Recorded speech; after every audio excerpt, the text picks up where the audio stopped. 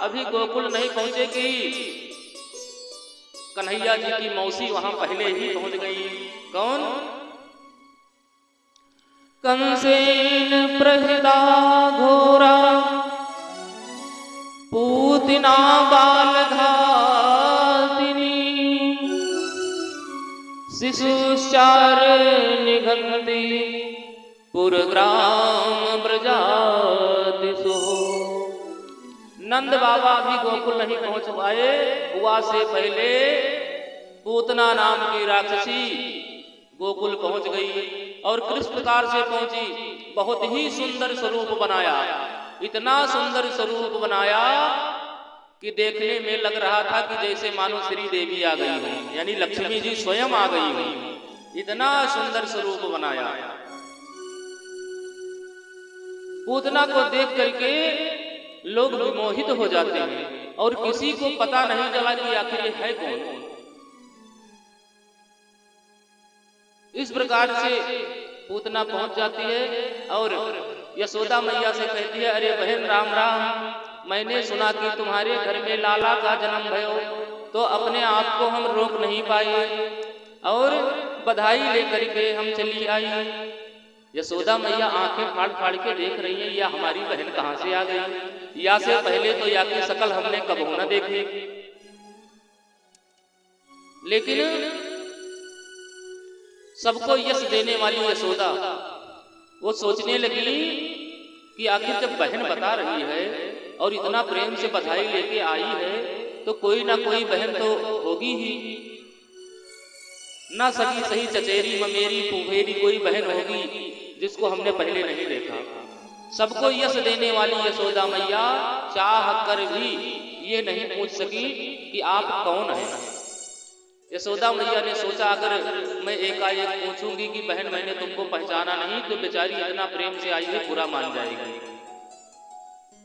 इसी के चलते यशोदा मैया ने पूछा नहीं और पूतना ने कहा, अरे बहन तू खड़ी खड़ी मुंह के क्या देख रही है, अरे चल उस लाला का दर्शन तो करा जो घर में आके लाला हुआ है। यशोदा मैया ने कहा, बहन अभाली पालने में सुलायो है, वो सो रहा है और वो देख करके चली आ, लेकिन अभी जगाना मत। इस प्रकार से यशोदा मैया इशारा कर दिया और पूतना चल देती है जहां हमारे कृष्ण कन्हैया पालने में लेटे हुए हैं। बोलिए कृष्ण कन्हैया लाल की जय हो।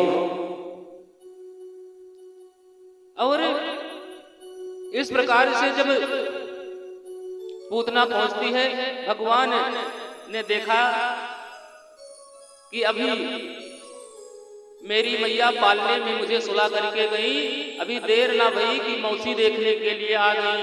भगवान श्याम सुंदर ने क्या किया, अपने दोनों नेत्र बंद कर लिए। हमारे कन्हैया जी ने नेत्र बंद कर लिए। विद्वान कहते हैं कि कन्हैया जी ने नेत्र क्यों बंद कर लिया। एक संत कहते हैं कि कन्हैया जी के यानी भगवान के जो दोनों नेत्र हैं ये सूर्य और चंद्रलोक है। तो मानो सूर्य और चंद्रलोक दोनों अपने दरवाजे बंद कर लिए कि प्रभु इस पापिनी को हम अपने यहाँ आने नहीं देंगे, आपकी जहां मर्जी वहां भेज देना। एक संत कहते हैं नहीं, लाला ने आंख इसलिए मूंद लिया कि ये पूतना अविद्या है और उल्टा पापिनी है।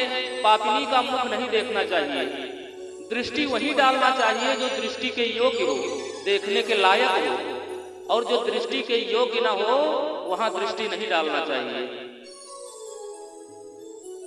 इसीलिए भगवान ने आंख बंद कर ली।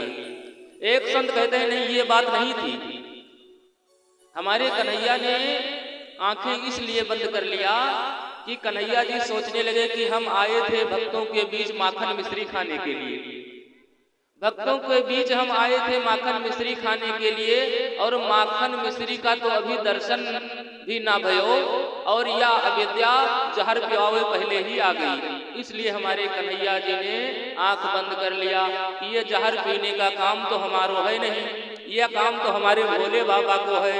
इसलिए कन्हैया आंखें बंद करके भोले बाबा का ध्यान करने लगे। एक संत कहते हैं कि नहीं, कन्हैया जी ने इसलिए आंखें बंद कर लिया कि अभी हमारी उम्र बहुत छोटी है और ये कालकूट नाम का विष लगा करके आ गई, तो भैया विष ना जाने कितना कड़वा होगा, तो चलो अब आई है इतना प्रेम से हमें विष पिलाने, बड़े प्रेम से आई है, तो चलो आंख मूंद करके पी ही लेते हैं।